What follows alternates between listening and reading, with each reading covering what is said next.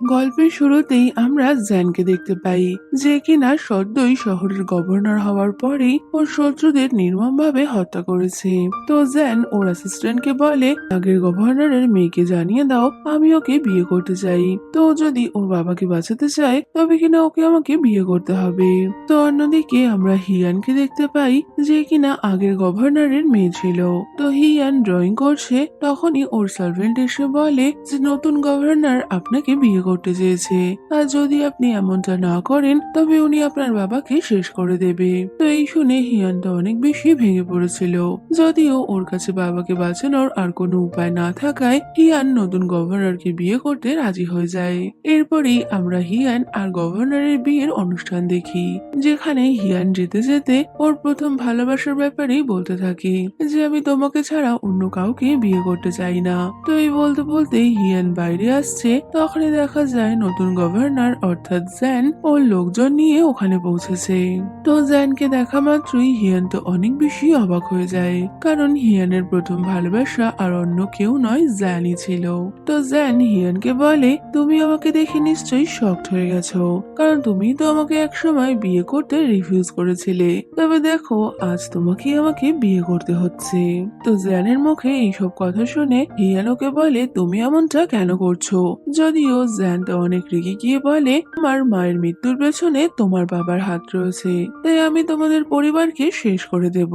তো হিয়ান ওকে এমনটা করতে বারণ করলেও জ্যান তো ওর কোনো কথাই শোনে না, আর ওকে টানতে টানতে বিয়ের মণ্ডপে নিয়ে যায়। অন্যদিকে ট্যাং নামে একজন সিঙ্গারকে দেখা যায়, যে কিনা তার এক লোককে জ্যানের ক্ষতি করার জন্য পাঠিয়েছিল। তবে সেই লোক এমনটা করতে না পারায় ট্যাং ওই লোকটাকে মেরে দেয়। তখনই ট্যাং এর অ্যাসিস্ট্যান্ট ওকে জানায় যে জ্যান শহরের নতুন গভর্নর হয়েছে, আর আজ নাকি ও হি ফ্যামিলির মেয়ে হিয়ানকে বিয়ে করছে।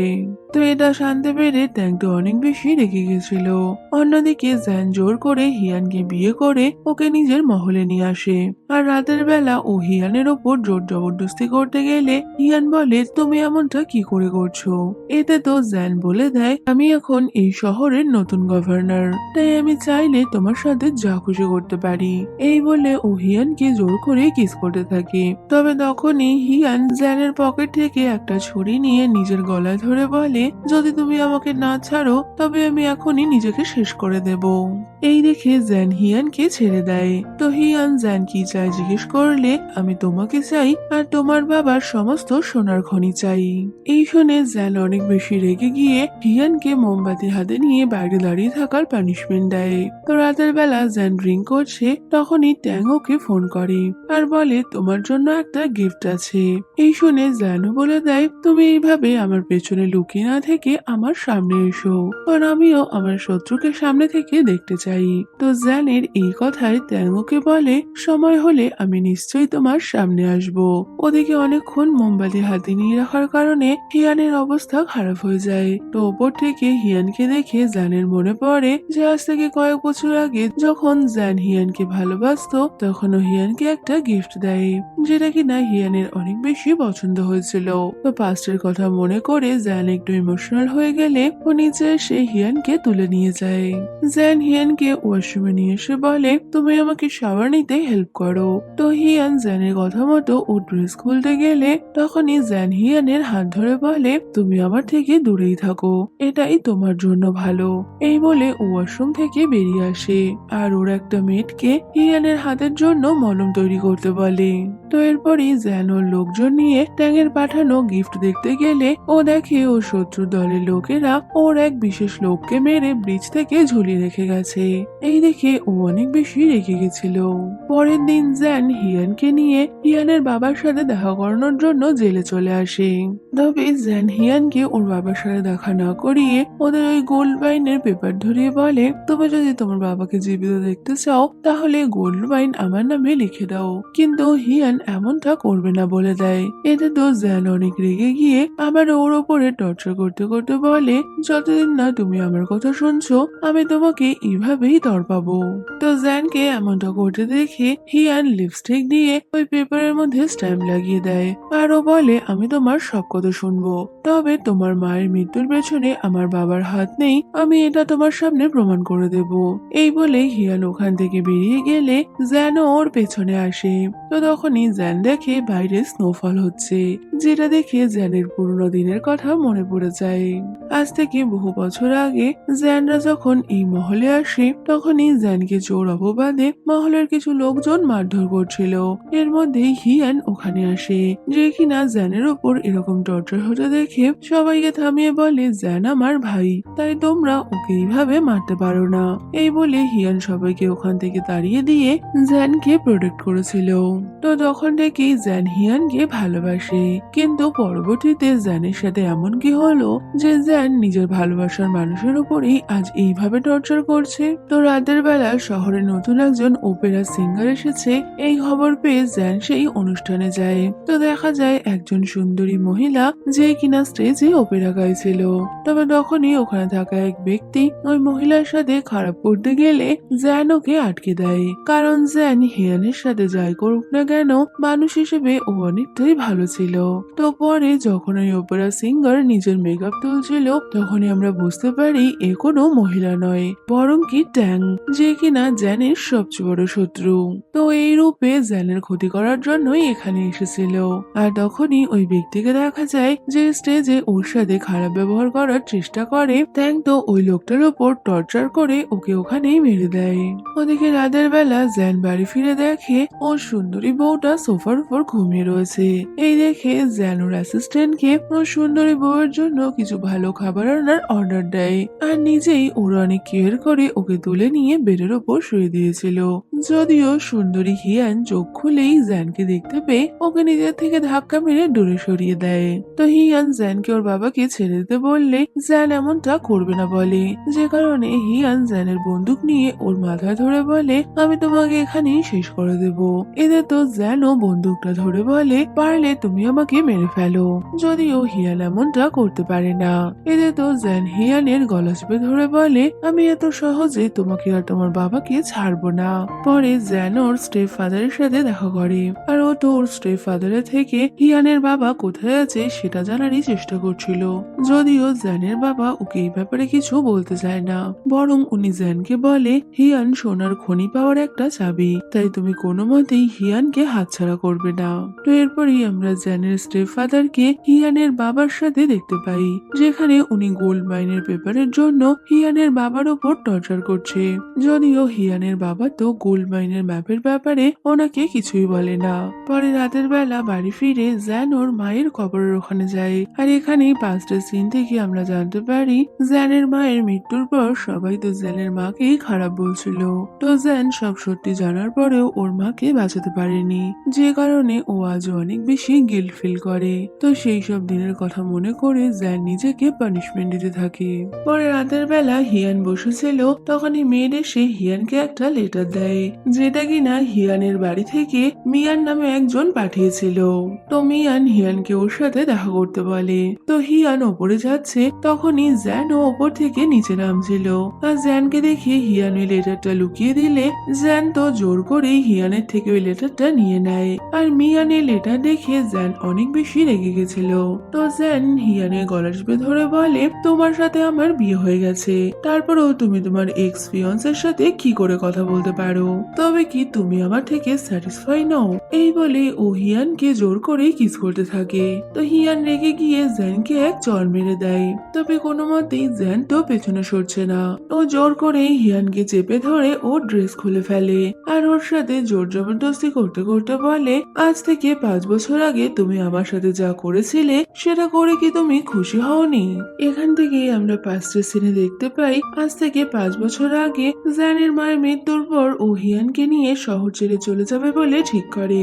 তবে তখনই হিয়ানের বাবা জ্যানকে ওর থেকে দূরে সরিয়ে বলে, তুমি আর হিয়ান শিবলিং, তাই তোমরা কখনোই একে অপরকে বিয়ে করতে পারবে না। এই বলে হিয়ানের বাবা তার লোকজনকে দিয়ে জ্যানকে মারতে শুরু করে। তো অতীতের এইসব কথা মনে পড়ায় জ্যানটা অনেক বেশি রেগে গেছিল, আর ও হিয়ানের সাথে জোর করে রোম্যান্স করতে করতে বলে, তুমি আমাকে যত কষ্ট দিয়েছো তোমাকেই সেগুলো মেটাতে হবে। তো মার খাওয়ার পর জ্যান বেহুশ হয়ে গেছিল। আর এর মধ্যেই প্রচন্ড জোর বৃষ্টি শুরু হলে হিয়ান ওর ফিয়ন্সে মিয়ানকে নিয়ে ওখানে আসে। আরো জ্যানকে বলে দেয় আজ থেকে তোমার সাথে আমার আর কোনো সম্পর্ক নেই। এই বলে হিয়ান ওর দেয়া গিফটটা জ্যানকে ফিরিয়ে দিয়েছিল। তো জ্যান হিয়ানের এই কথা শুনে অনেক বেশি কান্না করলেও হিয়ান মিয়ানের সাথে ওখান থেকে চলে যায়। আর কিছুক্ষণ পর ও হিয়ানকে ছেড়ে দিয়ে বাড়ি থেকে বেরিয়ে গেছিল। তো তখনই হিয়ান কাঁদতে শুরু করলে আবারও আমরা পাস্টের সিন থেকে দেখতে পাই হিয়ান ওর বাবার কাছে জ্যানকে ছেড়ে দেওয়ার জন্য রিকোয়েস্ট করছিল। তখনই হিয়ানের বাবা বলে তুমি যদি মিয়ানকে বিয়ে করতে রাজি হও তবেই আমি জ্যানকে প্রাণে মারবো না। তো দেখতে গেলে জ্যানকে প্রাণে বাঁচানোর জন্যই হিয়ান মিয়ানকে বিয়ে করতে রাজি হয়েছিল। ওদিকে ট্যাঙ্কে দেখা যায় যে কিনা ঘুড়ির সুতো দিয়ে আবারও একটা লোককে মেরে ফেলেছে, কারণ ওই লোকটা ঠিক মতো ওর কাজ করতে পারেনি।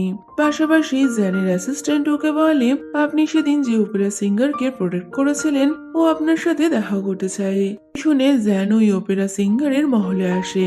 তো ওই অপেরা সিঙ্গার জ্যানকে ওর সাথে ড্রিঙ্ক করার অফার করলে জ্যান বলে আমি যতক্ষণ না তোমার আসল চেহারা দেখছি ততক্ষণ আমি তোমার সাথে ড্রিঙ্ক করব না। এই শুনে ওই অপেরা সিঙ্গার জ্যানের সামনে চলে আসে। আর জ্যান তো ওকে দেখে অনেক বেশি অবাক হয়ে গেছিল। তো তখনই আমরা পাস্টের সিন থেকে দেখতে পাই যে ছোটবেলাতে ট্যাং রাস্তায় ভিক্ষা করে খেত। তবে একদিন জ্যান ওকে দেখতে পেয়ে ও নিজের খাবারটা ট্যাংকে দিয়ে দেয়। আর তারপর থেকেই জ্যান আর ট্যাং অনেক ভালো বন্ধু হয়েছিল। কিন্তু বেশ কিছু কারণের জন্য জ্যান আর ট্যাং এর মধ্যে অনেক বছর দেখা হয়নি। তো এত বছর পর ট্যাংকে নিজের সামনে দেখে জ্যান ইমোশনাল হয়ে ওকে জড়িয়ে ধরে। যদিও ট্যাংয়ের হাবভাব দেখে বোঝা যায় জ্যান ওকে ভালোবাসলেও ও কিন্তু জ্যানের ক্ষতি করতে চায়। তো দুই বন্ধু বসে একসাথে ড্রিঙ্ক করছে। তো তখনই ট্যাং জ্যানকে বলে দেয় জানি হিমলি অর্থাৎ হিয়ানের বাবাকে কোথায় লুকিয়ে রাখা হয়েছে। তো জ্যান উনি কোথায় আছে জিজ্ঞেস করলে ট্যাং ওর কানে কানে একটা গোপন ঠিকানা বলে দেয়। পরের দিন জ্যান ট্যাং এর বলা কথা মতো সেই জায়গায় পৌঁছালে ও দেখে সত্যি হিমলি ওখানে রয়েছে, যে কারণে জ্যান ও লোককে দিয়ে হিমলিকে উদ্ধার করে। তো তখনই ও হিমলির পকেটে দুটো ফটো দেখতে পায়। তো একটা ফটো হিমলির হলে অন্য একটা ছিল হিয়ানের। এই দেখে জ্যান বুঝতে পেরে যায় ওর স্টেপ ফাদারের পরবর্তী শিকার হিয়ান হবে। তো তখনই আমরা হিয়ানকে দেখতে পাই যে কিনা কোথাও একটা যাচ্ছিল। আর বাইরে স্নোফল হতে দেখে হিয়ানের মনে পড়ে ও যে খাবারটা খেতে ভালোবাসতো জ্যান ছোটবেলায় সবসময় ওর জন্য ওই খাবারটাই নিয়ে আসতো। আর এইসব ভাবতে ভাবতে হিয়ান ওখানে ঘুমিয়ে পড়েছিল। আর দেখা যায় একটা টুপি পরা লোক ছুরি হাতে হিয়ানকে আঘাত করতেই যাবে, তবে তখনই জ্যান ওখানে চলে আসে। তো জ্যান ওই লোকটাকে আটকাতে গেলে লোকটা তো জ্যানকেও ছুরি দিয়ে আঘাত করে। যদিও জ্যানের সাথেও ফাইট করে পারে না। যদিও এর মধ্যে প্রেজেন্টে হিয়ানের ঘুম ভেঙে গেলে হিয়ান তো জ্যানকে ওখানে দেখে অনেক বেশি ইরিটেট হয়ে যায়। আর ও জ্যানকে ওকে ফলো করতে বারণ করে বাস থেকে নেমে গেছিল। তবে জ্যান জানতো হিয়ানের ওপর অ্যাটাক হতে পারে, তাই ও হিয়ানকে একা ছাড়বে না। তো তখনই একটা বাচ্চা এসে জ্যানকে কিছু ফুল দিয়ে বলে আমার অনেক বেশি খিদে পেয়েছে। তো জ্যান ওই ফুলগুলো ওর থেকে নিয়ে নেয় আর ওকে ওই ফুলের বদলে অনেক বেশি টাকা দিয়েছিল। তো জ্যানকে অন্যদের কেয়ার করতে দেখে হিয়ান একটু অবাক হয়ে যায়। এরপরেই হিয়ান ওর স্টুডিওতে পৌঁছালে জ্যান ওর সাথে আসে। তবে হিয়ান জ্যানকে বাইরে অপেক্ষা করতে বলে নিজে আগে ভেতরে গিয়ে জ্যানের আঁকা ছবিগুলো সরিয়ে দেয়। তো এরপরে জ্যান ভেতরে চলে আসে আর ও দেখে হিয়ান ওখানে পেন্টিং করবে।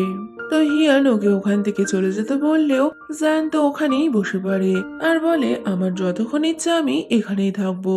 যদিও কিছুক্ষণের মধ্যেই ওই ছুরির আঘাতে জ্যান অসুস্থ হয়ে পড়েছিল, যেটা দেখে হিয়ান বুঝতে পেরে যায় আক্রমণকারী ওই ব্যক্তির ছুরিতে থাকা বিষের জন্যই জ্যানের এমনটা হচ্ছে, যে কারণে ও নিজেই কিছু অ্যান্টিবায়োটিক দিয়ে জ্যানের পেটে ড্রেসিং করতে থাকে। আর ও জ্যানের অ্যাসিস্ট্যান্টকে ওর এক্স ফিয়ান্সে মিয়ানকে ডেকে পাঠাতে বলে, কারণ মিয়ান পেশায় একজন ডক্টর ছিল। অন্যদিকে ট্যানকে দেখা যায় যে মনের আনন্দে ডান্স করছে। তখনই ট্যানের অ্যাসিস্ট্যান্ট এসে খবর দেয় যে ওদের কাজ সাকসেসফুল হয়েছে। তো ওদের কথাতেই বোঝা যায় জ্যানের ওপর যে আক্রমণ হয়েছে সেটার পেছনে ট্যাংয়ের হাত রয়েছে।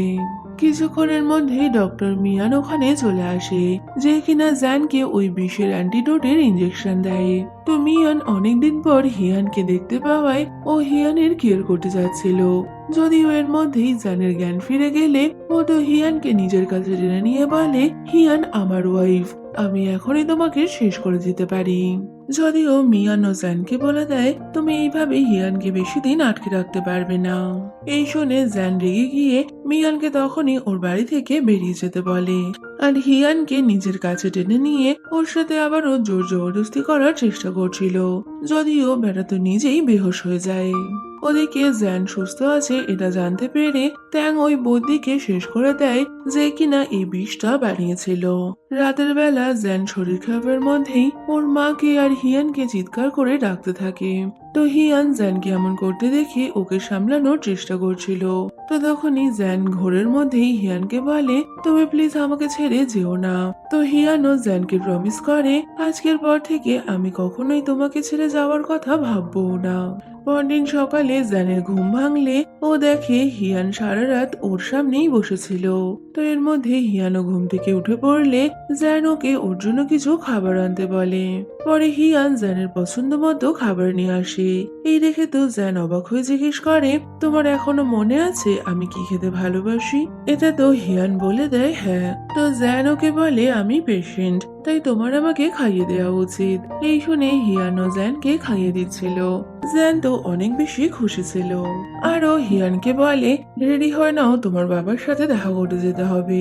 এরপরে হিয়ান জেলে ওর বাবার সাথে দেখা করতে যায়, যেখানে হিয়ান তো মনে করছিল জ্যান ওর বাবাকে এখানে আটকে রেখেছে। তবে হিয়ানের বাবা ওকে বলে দেয়, জ্যান আমার প্রাণ বাঁচিয়েছে। এই শুনে হিয়ান অনেক বেশি ইমোশনাল হয়ে যায়। যদিও বাবা তো জ্যানের এইভাবে হিয়ানকে বিয়ে করাটা মানতে পারছিল না। অন্যদিকে জ্যান ট্যাংয়ের সাথে দেখা করতে গেলে ট্যাং জ্যানকে ওপেরা শোনাচ্ছিল। আর তখনই আমরা পাস্টের সিন থেকে দেখতে পাই, ছোটবেলাতে জ্যান নিজের হাতে ট্যাংকে পড়াশোনা শেখাতো, আরো সবসময় ট্যাংয়ের খেয়াল রাখার সম্পূর্ণ চেষ্টা করেছে। ওদিকে হিয়ান বাড়ি ফিরে আসলে জ্যানের সৎ বাবা ওর জন্যই অপেক্ষা করছিল, যে কিনা হিয়ানকে বলে, আমি তো বহুদিন থেকে তোমার সাথে দেখা করারই চেষ্টা করছিলাম। এই বলে উনি ওনার হাতে থাকা আংটিটা ঘোরাচ্ছিল। রাতের বেলা জ্যান বাড়ি ফিরে দেখে হিয়ান রক্তাক্ত অবস্থায় মাটিতে পড়ে রয়েছে। তো তখনই অ্যাসিস্ট্যান্ট খোঁজ খবর নিয়ে জ্যানকে বলে যে ওর সৎ বাবা নাকি এখানে এসেছিল। এতে তো জ্যানের আর কিছু বুঝতে বাকি থাকে না, তাই ও অনেকটাই রেগে গিয়ে ওর সৎ বাবাকে এসে বলে, তুমি এইভাবে হিয়ানের ওপর টর্চার করতে পারো না, কারণ এই পৃথিবীতে হিয়ানই একমাত্র মানুষ যাকে আমি সব থেকে বেশি ভালোবাসি। তো জ্যানের এত বড় আস্পর্ধা দেখে ওর বাবা তো অনেক বেশি রেগে গেছিল। ওদিকে হিয়ান নিজের আঘাতের জায়গায় মলম লাগানোর চেষ্টা করছে। তবে তখনই জ্যান বাড়ি ফিরে আসলে ও নিজেই হিয়ানের আঘাতের জায়গায় মলম লাগায়, আর ওর বাবার করা কাজের জন্য ও হিয়ানের কাছে সরি বলছিল। যদিও হিয়ান ওকে বলে, সরি তো আমি বলবো, কারণ তুমি আমার বাবাকে প্রোটেক্ট করার পরেও আমি তোমাকেই দোষী মনে করছিলাম। এই শুনে জ্যান হিয়ানের মাথায় হাত বুলিয়ে বলে, তুমি এবার রেস্ট করো।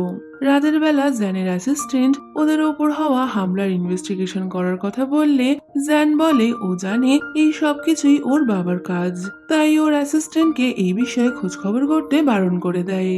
পরের দিন সকালে হিয়ান জ্যানের অ্যাসিস্ট্যান্টকে বেশ কিছু কাপড় নিয়ে যেতে দেখে ওগুলো কোথায় নিয়ে যাচ্ছে তা জিজ্ঞেস করে। তো অ্যাসিস্ট্যান্ট বলে দেয়, জ্যান রিফিউজিদের হেল্প করার জন্য এই পোশাক আনিয়েছে। তো জ্যান যে রিফিউজিদের হেল্প করতে চায় এটা জানতে পেরে হিয়ানের অনেক বেশি ভালো লাগে। আরো বুঝতে পারে জ্যান অন্যান্য গভর্নরদের মতো ক্রুয়েল নয়।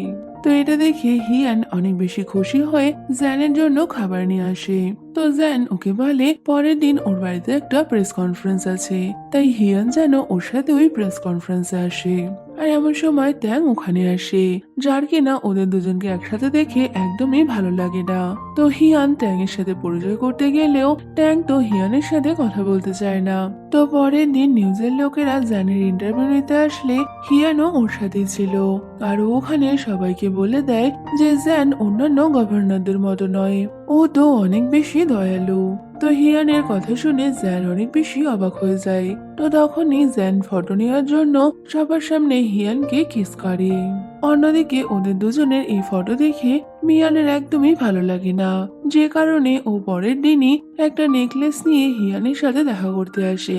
আর ও হিয়ানকে ওই নেকলেসটা গিফট দিলে জ্যান ওটা দেখে ফেলেছিল, যে কারণে জ্যান অনেক বেশি রেগে গিয়ে মিয়ানের সামনেই হিয়ানকে কিস করতে থাকে আর ওকে বলে দেয় তুমি আমার ওয়াইফের থেকে দূরে থাকো। তো এইসব দেখে মিয়ান ওখান থেকে চলে গেলে হিয়ান তো অনেকটাই রেগে গিয়ে জ্যানকে বলে তুমি কি করে সবার সামনে আমাকে এরকম হিউমিলেট করতে পারো। এই শুনে তো জ্যান বলে দেয় যদি তোমার এটা হিউমিলেট করা মনে হয় তবে তুমি আসল হিউমিলেট করার জন্য অপেক্ষা করো। তো এরপরই একটা মেয়েকে দেখা যায় যে কিনা জ্যানের সাথে দেখা করার জন্য ওর বাড়িতে এসেছে। তো ওই মেয়েটা ওখানে আসা মাত্রই জ্যান তো ওর সাথে অনেক ভালো মতো কথা বলে আর ওই মেয়েটার সামনেই জ্যান হিয়ানের সাথে সার্ভেন্টের মতো ব্যবহার করছিল, যে কারণে ওই হিয়ানকে ওই মেয়েটার জন্য চা বানাতে বলে। তো জ্যানকে এরকমটা করতে দেখে হিয়ান অনেকটাই আপসেট হয়ে ভেতরে চলে গেলে ওই মেয়েটা জ্যানকে বলে আমি জানি তুমি তোমার ওয়াইফকে অনেক বেশি ভালোবাসো। পরে রাতের বেলা হিয়ানকে ঘুমোতে দেখে জ্যান ওকে কভার করে দেয়। তো জ্যান চলে গেলে হিয়ানের কাছে সেই নেকলেসের পুঁথিগুলো দেখা যায় যেটা কিনা একসময় জ্যান ওকে গিফট করেছিল। তো আজও হিয়ান ওটা সামলে রেখেছে কারণ ও জ্যানকে অনেক বেশি ভালোবাসে। তো কিছুক্ষণ পর হিয়ান ডক্টর মিয়ানকে ফোন করে পরের দিন ওর স্টুডিওতে আসার জন্য বলে। পরের দিন জ্যান ট্যাংয়ের সাথে ড্রিঙ্ক করতে আসে, যেখানে জ্যান অনেকক্ষণ ট্যাংয়ের সাথে সময় কাটানোর পর ট্যাংকে বলে এবার ওকে যেতে হবে কারণ আজ হিয়ানের বার্থডে আর ও হিয়ানকে কিছু সারপ্রাইজ দিতে চায়। যদিও ট্যাং তখনই জ্যানকে জানায় যে হিয়ান আজ স্টুডিওতে মিয়ানের সাথে দেখা করবে। এটা শুনে তো জ্যান অনেক বেশি রেগে গিয়ে হিয়ানের স্টুডিওতে পৌঁছে যায়। তো জ্যানকে এখানে দেখে হিয়ান অনেকটাই অবাক হয়ে গেলে জ্যান বলে তুমি কি অন্য কারোর জন্য অপেক্ষা করছিলে। এতে হিয়ান বলে দেয় যে কিছুক্ষণের মধ্যেই মিয়ান ওর সাথে দেখা করতে আসবে, তাই জ্যান যেন এখান থেকে চলে যায়। যদিও এটা শুনে জ্যান অনেক বেশি রেগে গিয়ে নিজের ড্রেস খুলে হিয়ানের সাথে রোম্যান্স শুরু করে। আরো বলে আজ আমি তোমাকে এতটা স্যাটিসফাই করব যে তোমার আর কোনোদিন মিয়ানকে প্রয়োজনই হবে না। এই বলে ও তো আবারও হিয়ানের সাথে জোর জবরদস্তি করছিল। তবে এর মধ্যে মিয়ান ওখানে চলে আসলে দরজার বাইরে থেকে ও বুঝতে পারে ভেতরে জ্যান রয়েছে, তাই ও হিয়ানকে অনেক বেশি ডাকাডাকি শুরু করলে জ্যান মিয়ানের দিকে বন্দুক তাক করে হিয়ানকে বলে হয় তুমি ওকে এখান থেকে চলে যেতে বলো না হলে আমি ওকে এখনই মেরে ফেলবো। তো জ্যানকে এতটা রেগে যেতে দেখে হিয়ানও বাধ্য হয়ে মিয়ানকে ওখান থেকে চলে যেতে বলে আর না চাইতেও ও জ্যানকে খুশি করার জন্য ওর সাথে রোম্যান্স শুরু করে। পরে জ্যানের লোকেরা জেলের মধ্যে একটা লোককে ধরে নিয়ে আসে আর জ্যান ওনার থেকে ওর মায়ের মৃত্যুর ব্যাপারে জিজ্ঞেস করছিল, যদিও ওই লোকটা কিছুই জানতো না, যে কারণে জ্যান ওকে ছেড়ে দেয়। আর ও এবার হিয়ানের বাবার কাছে চলে আসে আর ওনাকে আবারও ওর মায়ের মৃত্যুর ব্যাপারে জিজ্ঞেস করলে হিয়ানের বাবা তো বারবারই একই কথা বলে যে ওর মায়ের মৃত্যুর পেছনে হিয়ানের বাবার হাত নেই আর উনি জানেও না জ্যানের মাকে কে মেরেছিল। তো ওই দিনই হিয়ানের বার্থডে হওয়ায় জ্যান হিয়ানের বাবাকে ছেড়ে দেয়। তো বাবাকে বাড়িতে দেখে হিয়ান তো অনেক বেশি অবাক হয়ে গেছিল। তো বাবা হিয়ানকে এই শহর ছেড়ে পালিয়ে যেতে বলে, যদিও হিয়ান এমনটা করতে চায় না। এর মধ্যেই মিয়ান ওখানে আসলে বাবা মিয়ান আর হিয়ানকে কথা বলতে দিয়ে চলে যায়। তো তখনই আমরা পাস্টের একটা সিন থেকে জানতে পারি যে আজ থেকে 5 বছর আগে মিয়ানের সাথে হিয়ানের বিয়ে ঠিক হলেও হিয়ান মিয়ানকে বলে দিয়েছিল আমি তোমাকে বিয়ে করতে পারবো না, যদিও জ্যানের সাথে আমার বিয়ে হওয়া সম্ভব নয়, তাই আমি কোনোদিন কাউকে বিয়ে করতে চাই না। তো প্রেজেন্টে মিয়ানের ওর বলা কথাটাই মনে পড়ে আর তখনই মিয়ান ওকে বার্থডে গিফট দিয়ে উইশ করে। অন্যদিকে জ্যানকে দেখা যায় যে কিনা হিয়ানের বার্থডে সেলিব্রেট করার জন্য প্রিপারেশন নিচ্ছিল আর ও তো কিভাবে হিয়ানকে বার্থডে উইশ করবে সেটারও প্র্যাকটিস করে নেয়। তবে অনেকটা রাত হয়ে যাবার পরেও হিয়ান আসে না। তো তখনই জ্যান সার্ভেন্টের থেকে জানতে পারে যে হিয়ান এখনো ওর বাবার বাড়িতেই আছে আর মিয়ানও নাকি আজ ওদের সাথে ডিনার করতে এসেছে। এটা শুনে তো জ্যান অনেক বেশি আপসেট হয়ে যায়। পরে ট্যাঙ্কে দেখা যায় যে কিনা ওর লোকজন নিয়ে বেশ কিছু ইনফরমারকে শেষ করে দেয়। এরপরে ট্যাঙ্ক জ্যানের বাড়িতে আসলে জ্যান ওকে ওর থাকার রুমটা দেখাচ্ছিল, যেটা কিনা ট্যাঙ্গের অনেক বেশি পছন্দ হয়। তো জ্যান ট্যাঙ্গের জন্য অনেকগুলো জুতো এনেছিল আর ও নিজের হাতে ট্যাঙ্কে ওই জুতো পরাতে গেলে তখনই জ্যান দেখে ওর কাঠের পা লাগানো রয়েছে, যেটা দেখে জ্যান ওর কি হয়েছে জিজ্ঞেস করলে ট্যাং বলে দেয় ওই ব্যাপারে মনে করতে চায় না, যদিও ট্যাঙ্গের সাথে বিশেষ কিছু খারাপ হয়েছে এটা বুঝতে পেরে জ্যান তো তখনই কাঁদতে শুরু করে। তো তখনই পাঁচটা সিন থেকে দেখা যায় যে ছোটবেলাতেও ট্যাং যখন ছেঁড়া জুতো পরেছিল, জ্যান নিজের জুতোটা ওকে দিয়ে দেয়। তো প্রেজেন্টে জ্যানকে এরকম কষ্ট পেতে দেখে ট্যাং ওকে সবকিছু ভুলে যেতে বলে। পরে ট্যাং ওর অ্যাসিস্ট্যান্ট মেয়েটাকে বলে তোমার হিয়ানের বাবার উপর নজর রাখতে হবে, কারণ হিয়ানের বাবা এখন জেল থেকে বেরিয়ে এসেছে। ওদিকে হিয়ান ড্রেস পরছিল, তখনই জ্যান ওখানে আসলে ও হিয়ানকে ড্রেস পরতে হেল্প করছিল। আর তখনই ও হিয়ানের সাথে রোম্যান্স করতে যাবে, এর মধ্যেই ওর অ্যাসিস্ট্যান্ট জানায় যে রিফিউজি ক্যাম্পে আগুন লেগে গেছে। এই শুনে তো হিয়ান আর জ্যান তাড়াতাড়ি ওখানে পৌঁছে যায়। জ্যান তো নিজের হাতে সব মানুষকে হেল্প করছিল, যা দেখে হিয়ান ওর প্রতি অনেক বেশি ইমপ্রেস হয়ে যায়। এর মধ্যে ডক্টর মিয়ান ওখানে আসে, যে কিনা ইনজিওর্ড মানুষদের মেডিসিন দেবে। তো ডক্টর মিয়ানের সাথে সেই দিনের ওই মেয়েটাকে দেখা যায়, যাকে জ্যান হিয়ানকে জেলাস ফিল করানোর জন্য এনেছিল। তো ওই মেয়েটা আজ হিয়ানকে বলে ও ডক্টর মিয়ানের জুনিয়র, আর ও সেদিন জ্যানকে হেল্প করার জন্যই ওদের বাড়িতে গেছিল, কারণ জ্যান হিয়ানকে অনেক বেশি ভালোবাসে। তো ওই দিন যে জ্যান শুধুমাত্র নিজের প্রতি ভালোবাসা দেখার জন্যই হিয়ানের সাথে এমনটা করছিল, এটা জানতে পেরে হিয়ান একটু ইমোশনাল হয়ে যায়। অন্যদিকে কাজ শেষ করে ডক্টর মিয়ান জ্যানকে জানিয়ে দেয় যে আজ থেকে 5 বছর আগে হিয়ানের সাথে আমার বিয়ে ঠিক হলেও হিয়ান আমাকে বিয়ে করতে রাজি ছিল না। ও শুধুমাত্র ওর বাবার কথাতেই আমাকে বিয়ে করতে রাজি হয়েছিল। তো অতীতের কথা জানতে পেরে জ্যান অনেক বেশি ইমোশনাল হয়ে যায়। তো সারাদিন ওরা দুজন ফায়ারের জায়গায় অনেক বেশি কাজ করায়, রাতের বেলা জ্যান হিয়ানকে কমফর্ট করার জন্য ওকে পিগি ব্যাক করে বাড়িতে নিয়ে যায়। পাশাপাশি হিয়ানের বাবা একজন স্বর্ণকারকে একটা আংটির ছবি দেখিয়ে বলে তুমি আমাকে ঠিক এইরকমই একটা আংটি বানিয়ে দেবে।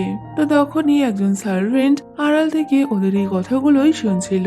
তো ওই স্বর্ণকার চলে গেলে তখনই হিয়ান ওর বাবাকে ফোন করে জানায় যে ওই সোনার খনির ম্যাপটা জ্যানকে দিতে চায়। তো রাতের বেলা হিয়ান ঘুমাচ্ছে, তখনই জ্যান ওখানে এসে দেখে হিয়ানের পায়ে চোট লেগেছে।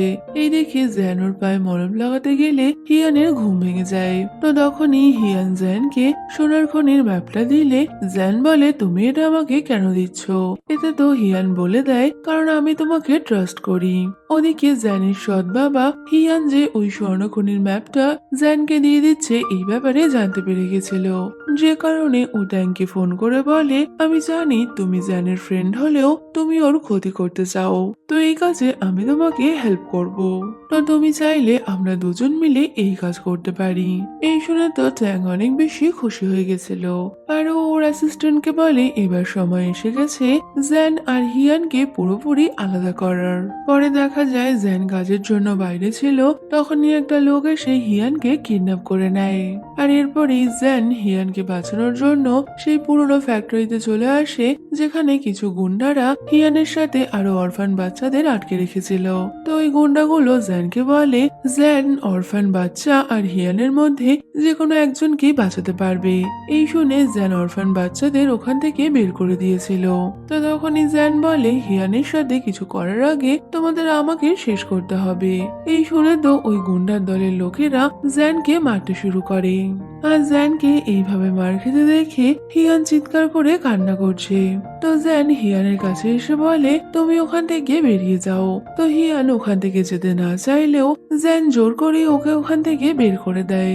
যদিও হিয়ান ওখান থেকে বেরোনো মাত্রই প্রচন্ড জোর বিস্ফোরণ শুনতে পায়। তো হিয়ান পেছন ঘুরে দেখে পুরো জায়গাটা ধ্বংস হয়ে গেছে। এই দেখে ও তো তাড়াতাড়ি জ্যানকে খুঁজতে শুরু করে, তবে ও কোথাও জ্যানকে দেখতে না পেয়ে অনেক বেশি কান্না করছে। তখনই জ্যান হিয়ানকে ডাক দিলে হিয়ান তো ছুটতে গিয়ে জ্যানকে জড়িয়ে ধরে। আসলে জ্যান আগে থেকেই ওই বিস্ফোরণের প্ল্যান করেছিল, যে কারণে ও সময় থাকতে লুকিয়ে পড়ে। তো তখনই হিয়ান কাঁদতে কাঁদতে জ্যানকে বলে আমি সবসময় শুধু তোমাকেই ভালোবেসেছি, তাই আমি তোমাকে হারাতে পারবো না। এই শুনে জ্যান ও হিয়ানকে কিস করে নেয়। তো পরে গভর্নর এত সাহসিকতার সাথে অরফান বাচ্চাদের রক্ষা করেছে এই খবর নিউজে পাবলিশ করা হলে ট্যাং তো এটা দেখে অনেক বেশি রেগে গেছিল, কারণ আরো একবার ওর করা প্ল্যান ফেল হয়ে যায়। তো রাতের বেলা হিয়ান জ্যানের জন্য খাবার নিয়ে এলে জ্যানের মাথা তো তখন দুষ্টুমি চলছে, তাই ও হিয়ানকে বলে ওর এখন এইসব খাবার খেতে ইচ্ছা করছে না। এই শুনে হিয়ানও বলে দেয় তবে তুমি আমাকে খেতে পারো। তো হিয়ানের জ্যানের এইটুকু বলা শুধু বাকি ছিল। জ্যান তো আবারও হিয়ানের সাথে ফুল দমের রোম্যান্স শুরু করে। তো এরপর থেকে জ্যান আর হিয়ান দুজন একসাথে অনেক বেশি খুশি রয়েছে। পরে জ্যান ওর সৎ বাবাকে শাসিয়ে বলে, আমি জানি বাচ্চাদের কিডন্যাপিং এর পেছনে তোমারই হাত ছিল, তো তুমি আমার রাজ্যে আর এই সমস্ত কিছু করতে পারবে না। পরে ট্যাং জ্যানের সাথে হিয়ানের স্টুডিওতে আসে, আর ট্যাং জ্যান আর হিয়ানকে নিজের হাতে বানানো দুটো গিফট দিয়েছিল। তো ওখানে হিয়ান জ্যানকে খাইয়ে দিচ্ছিল, আর ওদের দুজনকে একসাথে দেখে ট্যাং রেগে গিয়ে ভাবতে থাকে কি করে জ্যান এত বেশি ভালো থাকতে পারে। পরে রাতের বেলা ট্যাং ওর বাড়িতে ছিল, তখনই জ্যানের সৎ বাবা ওর সাথে দেখা করতে আসে, যে কিনা ট্যাংকে বলে, তুমি আমার সাথে প্ল্যান করার পরেও তুমি জ্যানের সামনে আমাকে এক্সপোজ করেছো, তো যদি তুমি এইভাবেই আমার সাথে বিশ্বাসঘাতকতা করো তবে কিনা আমিও দুনিয়ার সামনে তোমার আসল চেহারা খুলে দেব। তো তখনই আমরা একটা ফ্ল্যাশব্যাকের সিন থেকে দেখতে পাই জ্যানের সৎ বাবা ওকে বলে, তুমি একজন ফিমেল অ্যাক্ট্রেসের থেকে বেশি সুন্দর হতে পারো না। এই বলে জ্যানের সৎ বাবা গরম কয়লা তুলে ট্যাংয়ের শরীর পুড়িয়ে দেয়। ওদিকে জ্যান হিয়ানের স্টুডিওতে ওর অনেকগুলো ছবি দেখতে পায়, যা দেখে জ্যান বুঝে গেছিল হিয়ান সবসময় ওর ছবি এঁকেছে। এই দেখে তো জ্যান অনেক ইমোশনাল হয়ে হিয়ানকে জড়িয়ে ধরে। তো এখানে হিয়ান আর জ্যানের মধ্যে আবারও রোম্যান্স শুরু হয়ে যায়। তো পরে রাতের বেলা ট্যাং কিছু ফানুস দেখতে পেলে তখনই ওর অ্যাসিস্ট্যান্ট বলে, এগুলো নাকি জ্যান হিয়ানকে খুশি করতে অ্যারেঞ্জ করেছে। তো এটা জানতে পেরে একদিকে যেমনি ট্যাং এর মধ্যে বদলার আগুন জ্বলছে, তো অন্যদিকে হিয়ান আর জ্যানের রোম্যান্স যেন শেষই হচ্ছে না। পরে হিয়ানের বাবা যে আংটিটা বানাতে দিয়েছিল ওখান থেকে একটা ছাপ তোলে, যেটা দেখে ওনার পুরনো কিছু কথা মনে পড়লে উনি জ্যানকে কিছু জানানোর জন্য রাতের বেলা একটা জায়গায় দেখা করতে ডাকে।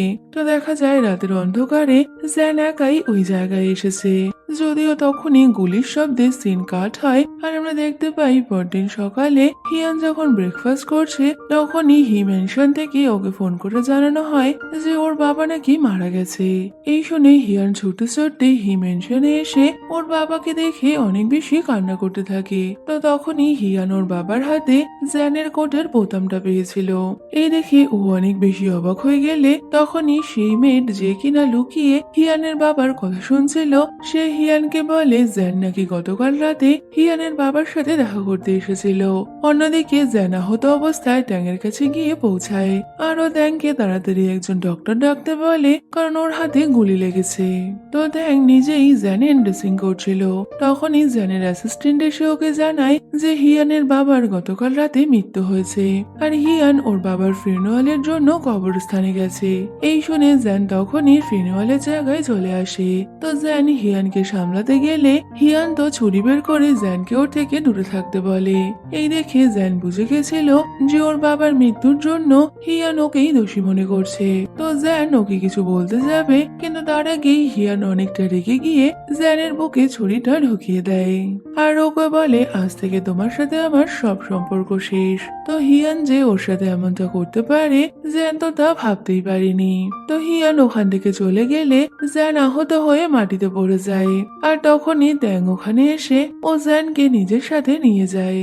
তো জ্যান হিয়ানের বাবার মৃত্যুর ইনভেস্টিগেশন করতে চাইলে ট্যাং ওকে আটকে বলে, তোমার আগে নিজেকে সুস্থ করা উচিত। তো ট্যাং ওকে এমনটা বললেও জ্যানের মাথায় তো তখন এটা চলছে যে হিয়ানের বাবা ওর সাথে দেখা করার আগেই ওনার মৃত্যু হয়েছে, তার মানে হিয়ানের বাবা ওকে বিশেষ কিছু জানাতে চেয়েছিল, যে কারণে জ্যান সবার নজর এড়িয়ে হি মেনশনে পৌঁছে যায়। তো জ্যান হিয়ানদের বাড়িতে গিয়ে ওর বাবার জিনিসপত্র ঘাটাঘাটি করে ওখানেই ওর সৎ বাবার আংটির প্রিন্টটা দেখতে পায়। তো বাইরে এসে জ্যানের আবারও হিয়ানের কথা মনে পড়লে ও তো ওখানে বসে কান্না করছে। এমন সময় ট্যান ওখানে এসে জ্যানকে নিজের সাথে নিয়ে যায়। তো রাতের বেলা জ্যান ঘুমাচ্ছে, তখনই ট্যাং একটা সুই নিয়ে ওকে মারার জন্য আসে। যদিও এর মধ্যে জ্যান ঘুম থেকে উঠে পড়লে ট্যাং তো ও ট্রিটমেন্ট করার বাহানা করছিল।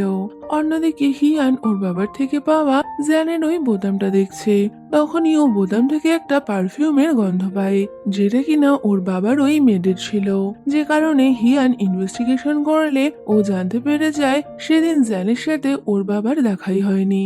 ওদিকে জ্যানও একটা লোককে ধরে ফেলে যাকে কিনা হিয়ানের বাবাকে মারার জন্য পাঠানো হয়েছিল, যদিও জ্যান ওর থেকে কিছু বের করার আগেই ওই লোকটা নিজেকে শেষ করে দেয়।